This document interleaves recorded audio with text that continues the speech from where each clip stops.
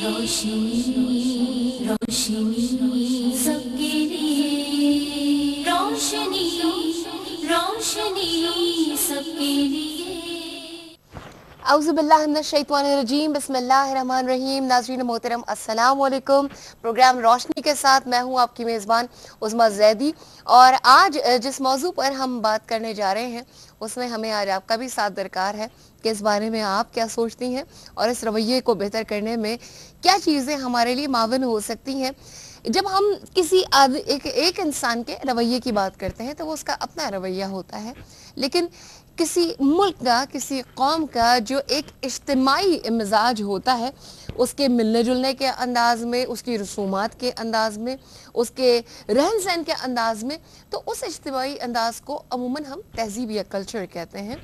और जब हम अपने मुल्क के हिसाब से या अपने गिरदनवा के हिसाब से और दीन इस्लाम की रोशनी में जब हम बात करते हैं तो यहाँ फी ज़माना हमें कुछ चीज़ें लैक करती हुई नज़र आती हैं और हम ये सोचने पर मजबूर हो जाते हैं कि हम जिस रहन सहन में, जिस रस्म व रिवाज में, जिस अंदाज से, जिस कल्चर में जी रहे हैं, क्या वो वाकई इस्लामी तहजीब के मुताबिक है, कल्चर के मुताबिक है। और तहजीब के हवाले से जब मुफक्किरीन से उनकी राय ली जाती है, उनसे बात की जाती है, तो उनमें किसी ने कहा कि किसी मुल्क की तहजीब या कल्चर बनाने में औरतों का बड़ा हाथ है। वहाँ की औरतें देखो कि वो किस अंदाज में रहन सहन को पूरे माशरे में फैलाती हैं, तो वो भी किसी माशरे में इन्फ्लुएंस कर सकता है, उस तहजीब में, उस कल्चर में। और दूसरी जानिब किसी और ने ये कहा कि किसी माशरे में ये देखिए कि औरतों के साथ कैसा सलूक रवा रखा जाता है, तो वो भी किसी माशरे का कल्चर हो सकता है, तहजीब हो सकती है। आज हम रोशनी में ये जानने की कोशिश करेंगे अपनी स्कॉलर्स से कि तहजीब असल में क्या चीज़ है और हम दीन इस्लाम के मुताबिक अपने माशरे को किस तरह उस तहजीब में ढाल सकते हैं और फिलवक्त हम इसके कितने करीब हैं। और बिल्कुल इंशाअल्लाह ताला आपकी कॉल्स भी शामिल की जाएंगी। आगाज़ करें मेहमान शख्सियत के तारुफ के साथ। पहली मेहमान शख्सियत यकीनन किसी तारुफ की, किसी तारीफ की मोहताज नहीं, Sheikh Zayed Islamic Centre Karachi University में ये शोबा इस्लामिक स्टडीज़ की उस्ताद हैं और अरबिक लैंग्वेज की उस्ताद हैं, हम सब की जानी पहचानी शख्सियत मोहतरमा प्रोफेसर जहारा लुत्फ़ी साहिबा। और एक और जो मेहमान शख्सियत है हमारे साथ, वो भी माशाअल्लाह बहुत खूबसूरत अंदाज में बोलती हैं, बहुत धीमा लेकिन बहुत सहल और बहुत प्यारा अंदाज है। हमारी आज की एक और मेहमान स्कॉलर है मोहतरमा प्रोफेसर सादिया अंसारी साहिबा। मेरी दोनों मेहमानों को अस्सलाम वालेकुम। आज मैंने प्रोफेसर साहिबा अस्सलाम वालेकुम पे ज़्यादा ज़ोर इसलिए दिया है कि जब हम माशरे में तहजीब की, कल्चर की बात करते हैं तो किसी भी मुसलमान का जो पहला तारुफ होता है वो सलाम होता है और ये एक तरह से दूसरे मुसलमान को पैगाम भी पहुंच जाता है कि मेरी जानिब से आपकी जान, माल, सब चीज़ें सलामती में है, अमन में। ये एक सलामती का पैगाम है।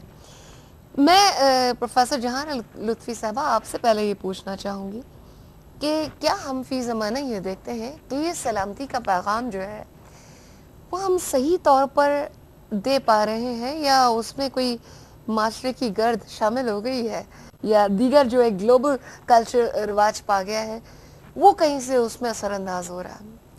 बिस्मिल्लाहिर्रहमानिर्रहीम।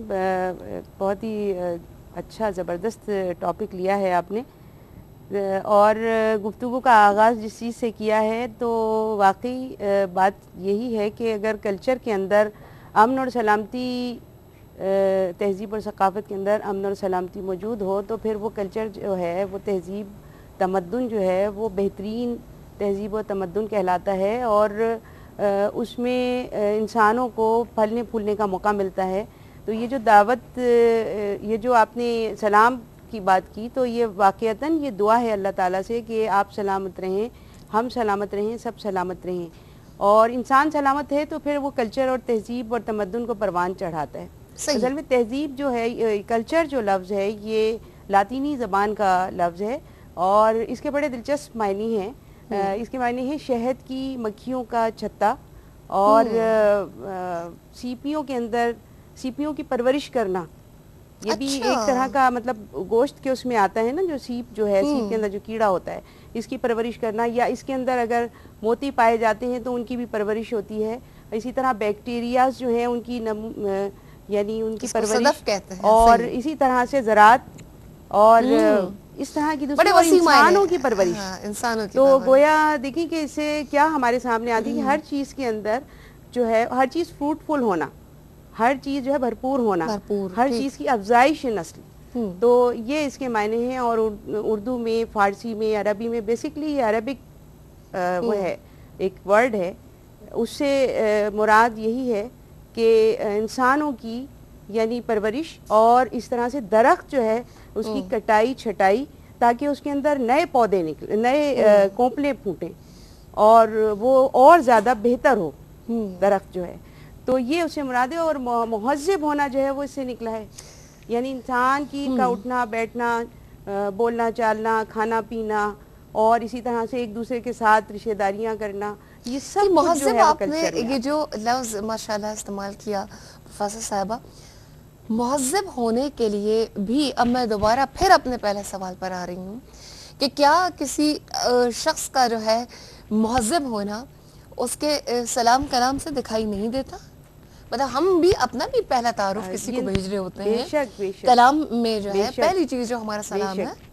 یہ دیکھیں نا، اسلام نے جو ہمیں ایک تہذیب دی ہے، اس تہذیب نے دیکھیں مصر کی تہذیب، بابل نینوا کی تہذیب، یونان کی تہذیب، اور دیکھیں کلچر جتنے بھی آپ تاریخ اٹھا کے دیکھ لیں کہ ان کی جو وہ ہے تاریخ ہے، وہ ہمیں بڑی بڑی قوموں کی وہ سناتی ہے، داستانیں سناتی ہیں کہ وہ اپنی تہذیب اور تمدن کے عروج پر تھے، لیکن وہ تہذیب اور تمدن کا جو عروج ہے وہ زوال پذیر کیوں ہوا؟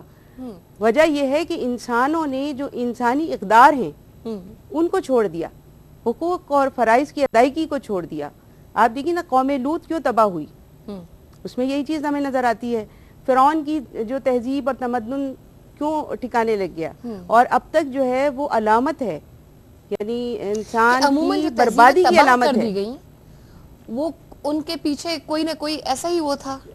اللہ تعالیٰ نے انسان کو پیدا کیا، اور انسان کی جو فطری مطلب وہ ہیں خواہشات ہیں، جذبات ہیں، جب ان کا خیال نہیں رکھا جائے گا تو وہ تہذیب اور تمدن جو ہے وہ تباہ ہو جائے گا۔ ٹھیک ہے، سعدیہ انصاری صاحبہ کی جانب آتی ہوں، اور یہی چیز چاہتی ہوں کہ آپ بھی اس کی تھوڑی سی تشریح کریں کہ ہم ایک مہذب معاشرے کا اگر قیام چاہیں،